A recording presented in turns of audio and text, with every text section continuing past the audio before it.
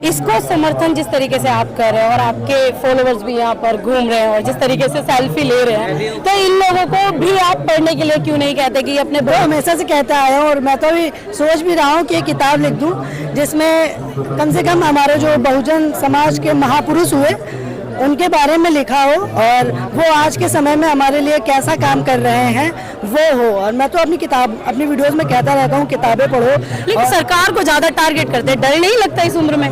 क्या करना, अब आर्टिकल 19A अभिव्यक्ति की स्वतंत्रता, freedom of speech and expression. Article 19 आपको सारे मौलिक अधिकार दे रहा है, लेकिन अगर मेरठ की घटना पर बात करें तो वही आपके समाज के लोगों पर लाठीचार्ज भी कर रहा है, जेल भी भिजवा रहा है। तो वही तो संविधान का खनन हो रहा है, वही हनन हो रहा है संविधान के नियमों का।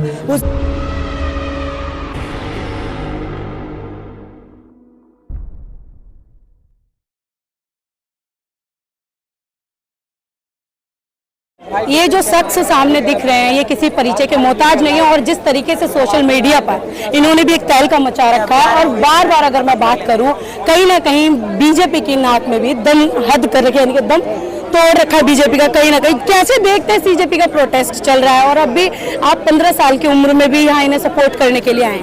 मैं तो इसे सीजेपी का प्रोटेस्ट कभी बुलाता ही नहीं हूँ। मैं तो बुलाता हूँ कि ये प्रोटेस्ट छात्रों का हो रहा है और अगर आप भी छात्रों का ये प्रोटेस्ट कहें तभी सही है।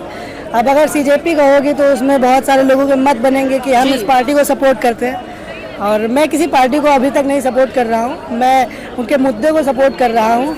और प्रोटेस्ट में इस नज़रिए से देखता हूँ कि अगर ये प्रोटेस्ट सफल हुआ तो मेरा जीवन सफल हो जाएगा। मैंने अगर सब छोड़ छाड़ दिया, किसी पेपर की तैयारी कर ली तो आराम से दूंगा, बड़ी नौकरी पे बैठा हूँगा और काम करूँगा, पैसा कमाऊँगा। अच्छा, एक मैं सोशल मीडिया पर आपकी वीडियो देखती हूँ और उसमें लगातार आप ये कहते हो कि बहुजनों के महापुरुष, चाहे उसमें पेरियार हो, चाहे अपने ज्योतिराव हो, चाहे अम्बेडकर हो, आपने तमाम जो किताबें पढ़ी है, आपने कई हजार किताबें बताई है कि मैं अपने कपड़ों से ज़्यादा किताबें लेना और पढ़ना ज़्यादा पसंद करता हूँ। तो आज के जो युवा हैं वो रील देखना ज़्यादा पसंद करते हैं आपकी उम्र में, ऐसा क्यों? अब रील देखना बुरी बात नहीं है, बुरी बात यह है कि आप रील देख कैसे रहे हो। अब रील्स में भी किताबों के बारे में ही आता है और मैंने भी रील्स से ही शुरू किया था, किताबों के बारे में बताता था। अब अगर मैं तो ज़्यादा यही प्रेफर करूँगा, मैंने भी रील देखी है, मैंने करके देख लिया है। आप रील ना देखो, किताबें पढ़ लो।